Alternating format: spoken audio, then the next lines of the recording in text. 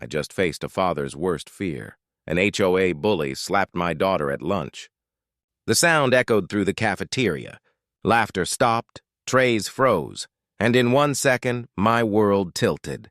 Later, his mother posted a fake video online to frame my daughter for vandalism, saying, "Boys will be boys, but girls must be held accountable." What they didn't know was that I would do anything to protect my child. I'm Jim Bowman, and this is how one slap exposed a whole empire of corruption. My daughter Tiffany, 16, brave, sharp, and fearless, was new at Oak Meadows High, where the HOA president's son, Chad Abernathy, ruled the halls with arrogance. When she mocked his pathetic bullying with calm wit, he snapped and slapped her across the face. The school called it a peer conflict and gave him a 3-day suspension. 3 days for hitting my daughter. My wife Dana just said, "Not here. We'll handle it our way." That night, we received our first HOA fine, $200 for the wrong font on our house number, signed by Richard Abernathy, Chad's father. Days later, our doorbell camera caught Chad spray painting our walkway at night, grinning right into the lens. We sent the proof to Richard, expecting justice. Instead, his wife Karen posted an edited video online that cut Chad out and framed Tiffany as the vandal. Neighbors turned on us overnight. The comment section filled with venom, and the Abernathys sat at the center of it, smiling behind their lies. Dana didn't panic. She documented everything. Screenshots, timestamps, metadata. They think lies move faster than truth, she said. Only if truth stands still. We stopped standing still. The fines multiplied. Too tall grass, too green grass, unapproved mats. Each one taped to our door until the paint peeled. Dana repainted every patch with HOA-approved beige, turning our door into a polka-dotted protest. It drove Richard insane.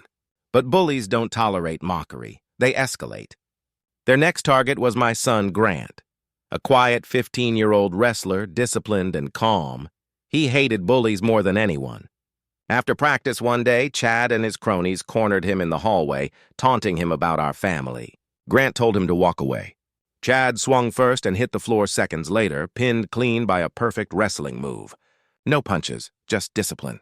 Cameras caught everything. Chad was suspended again. We won that battle. But then the HOA went silent. Too silent. 8 days later, a letter arrived. A special assessment. $10,000 per home, payable in 30 days, or face foreclosure. It wasn't a fine. It was a threat. Dana said softly, "This isn't punishment, it's eviction." We started digging. At the county records office, I spent 6 hours pulling property deeds from the last 5 years. Every family that had been forced out had the same story. Endless fines. A crushing assessment, and then a lowball cash offer from one company. Vance Development, LLC, the same company buying houses for pennies, led by one man, Arthur Vance, longtime friend and business partner of Richard Abernathy. They were using the HOA to drive families out and profit off their misery. We decided to fight back with a trap. I sent an email to the HOA sounding defeated. "We're not sure we can afford to live here anymore." 2 days later, Vance himself replied, offering a discreet cash deal. Dana handled the calls, her voice shaking just enough to sound desperate. Every word recorded. After a week, he made his move, offering to buy our home 20% below value and visiting to finalize paperwork. The night before, Dana wired our dining room with hidden cameras, one in a bookshelf screw, one in a fake plant, and one in a digital photo frame showing our family pictures. The audio, hidden inside a stainless steel coffee cup with a built-in microphone, the Trojan mug. When Vance arrived, smiling and confident, she served him coffee in it. As he bragged about mutually beneficial arrangements with Richard, how they used fines and assessments to clear out uncooperative residents, every word was caught in perfect audio and video. When he left, we had everything. Dana whispered, "Tomorrow, the truth gets loud." The next day was the annual HOA meeting, Richard's Kingdom. The room was packed. We waited until the end. When he asked for new business, Dana stood and said, "Yes, I have something everyone needs to see." I plugged in the laptop. and the projector filled with an image of Chad spray-painting our walkway. The room gasped. Then we played the video, followed by Karen's fake Facebook post blaming Tiffany. Faces turned white. Neighbors started shouting, sharing their own evidence: broken sprinklers, towed cars, falsified fines. The dam broke. Then came the final blow. Vance's own voice from our recording. Richard and I have a mutually beneficial arrangement. He keeps the neighborhood standards high. I provide the solution for those who can't keep up. The crowd erupted. Richard's gavel couldn't stop it. Vance approached me, whispering through clenched teeth. Name your price. What'll it take to make this go away? I told him, maybe that cash deposit you brought to my house, the one in your briefcase. He smirked, thinking he'd won, and led me outside. He opened the case, stacks of our marked bills. 10,000 now, 50 more tomorrow, he said.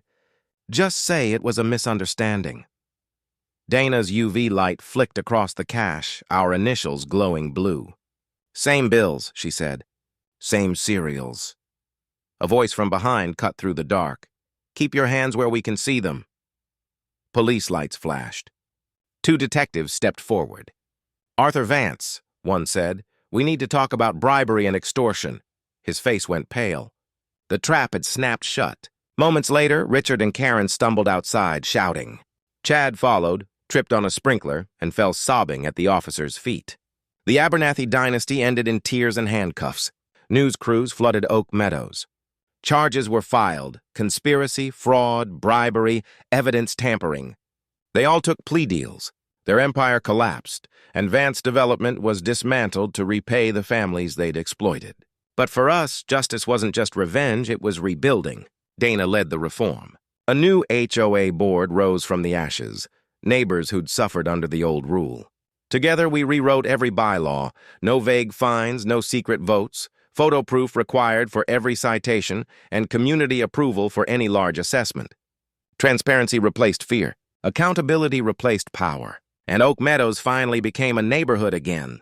Tiffany joined the debate club, turning her fire into focus. Grant became a quiet legend, the boy who could win without throwing a punch.